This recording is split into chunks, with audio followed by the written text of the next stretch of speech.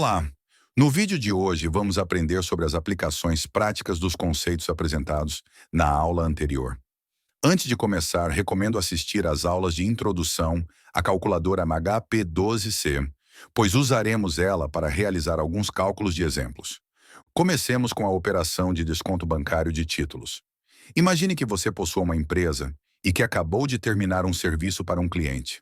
O serviço custou R$ 2.000 e o cliente decidiu pagar parcelando o valor em 4 vezes sem juros através de um banco. Nesse cenário, pelos próximos 4 meses, você receberá R$ 500 desse cliente. Um mês se passou. Assim, você recebeu a primeira parcela de R$ 500, mas também recebeu uma cobrança no valor de R$ 1.000 de insumo. Como você não conseguiu captar mais clientes desde o serviço anterior, não há dinheiro suficiente para pagar essa conta, pois ainda falta R$ 500. Essa situação é chamada de desencaixe, e uma das formas de resolvê-la é através da operação de desconto bancário de títulos, que nada mais é do que uma antecipação de recursos. Como a cobrança das parcelas está sendo feita por um banco, você pode ir até ele e pedir um adiantamento delas por um valor. Esse valor é composto por uma tarifa fixa por título antecipado, mais uma taxa de juros sobre o valor adiantado. E para calculá-la, utilizamos a seguinte fórmula. Com esse conhecimento, voltemos ao nosso exemplo. Digamos que o banco lhe ofereceu uma operação de adiantamento por uma taxa de 3,5% ao mês e mais uma tarifa de R$ 5 por título antecipado. Sabendo de tudo isso, quantas parcelas você teria que adiantar para pagar a dívida? Tente resolver.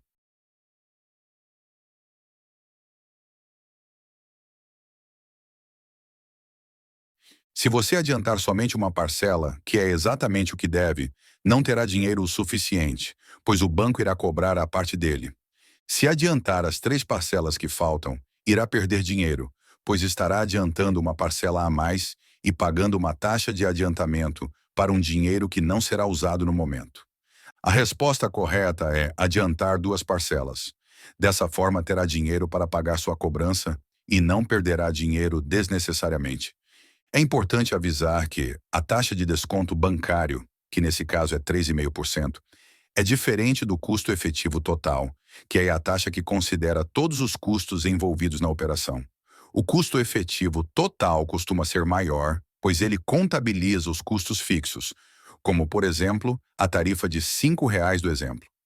Ignorar essa diferença pode te fazer tomar decisões erradas que gerem custos inesperados. A próxima aplicação prática que iremos discutir é o sistema de cálculo dos juros de conta corrente, também conhecido como método hambúrguer. Ainda no exemplo anterior, imagine que você optou por não antecipar nenhuma parcela, fazendo seu saldo ficar negativo.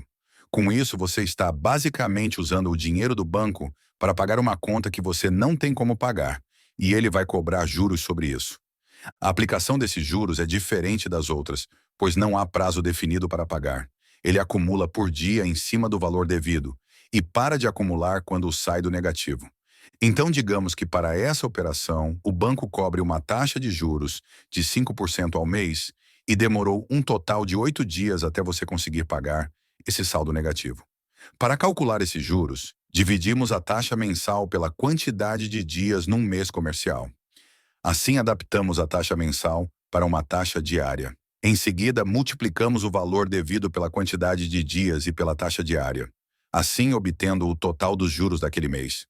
Uma consideração importante sobre esse caso é que, embora os juros sejam calculados pelo regime de juros simples, caso o mês seguinte se inicie com um saldo negativo, os juros acumulam com a dívida original.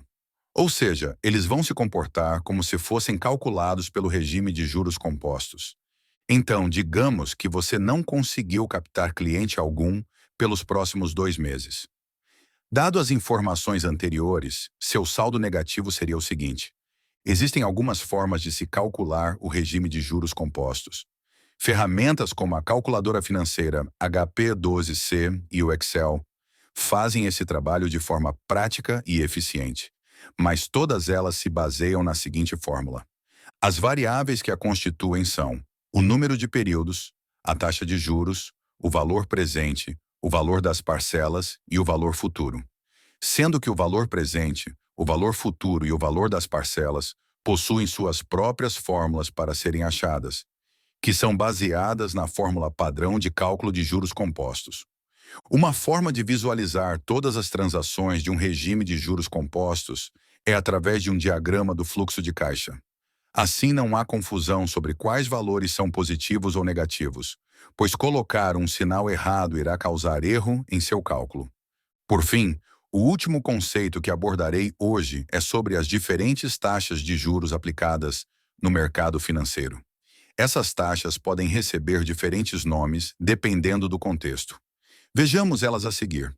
A primeira delas é a taxa real, que representa o aumento ou perda no poder de compra do dinheiro, depois de descontado o efeito da inflação.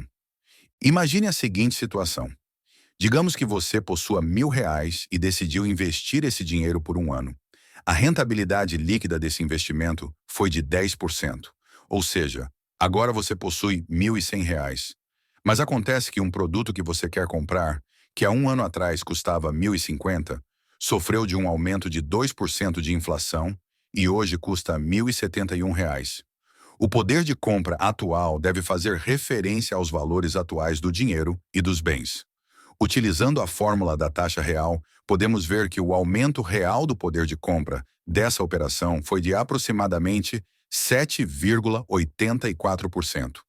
A segunda taxa é a taxa nominal, que é usada para incorporar os juros sobre o capital a cada período, multiplicado pela quantidade de vezes que isso ocorrerá em um espaço de tempo. Ou seja, uma taxa efetiva de 1% ao mês, durante um ano, pode ser expressa como uma taxa nominal de 12% ao ano, capitalizada mensalmente. É preciso ter cuidado ao lidar com essa taxa, pois o período de capitalização afeta a quantidade de vezes que os juros serão incorporados ao capital principal. Para visualizar esse conceito, observe as tabelas. A princípio, ambas demonstram um investimento de R$ 1.000 durante um ano, com uma taxa nominal de 12%. A diferença é que a da esquerda capitaliza 1% ao mês, enquanto a da direita capitaliza 6% a cada semestre. Podemos observar que os juros total e a taxa efetiva são diferentes, aumentando conforme a quantidade de capitalização. Isso ocorre porque os novos juros se acumulam sobre os antigos, causando um efeito de juros compostos. A terceira taxa é a taxa efetiva, que representa o percentual a ser aplicado, período a período, para se calcular o valor atualizado, já considerando todos os custos envolvidos na operação. Ela é a base para o cálculo do custo efetivo total, e sua aplicação está atrelada a um custo fixo para realizar uma operação. Podemos ver uma aplicação prática dessa taxa no primeiro exemplo dessa aula, onde, para realizar a operação de desconto bancário, é necessário pagar uma taxa fixa por título descontado. Por fim, temos as taxas equivalentes, taxas que, aplicadas sobre o mesmo capital, no mesmo prazo, geram o mesmo resultado, mesmo que se referenciem a períodos de capitalização diferentes. Peguemos a tabela utilizada na taxa nominal como exemplo. Para que as taxas sejam equivalentes, precisamos que a taxa efetiva ao ano de ambas sejam iguais. Existem algumas formas distintas de se descobrir isso, mas a mais prática é através da fórmula de juros compostos. Ao inserir os dados de uma tabela, sem a taxa de juros, e igualar ao total capitalizado da outra, descobrimos a taxa equivalente. Todas as contas vistas nessa aula, hoje em dia, são feitas através de programas como HP12C e o Excel. Para saber mais como HP12C funciona, veja a playlist listada na tela. Bons estudos e até a próxima aula.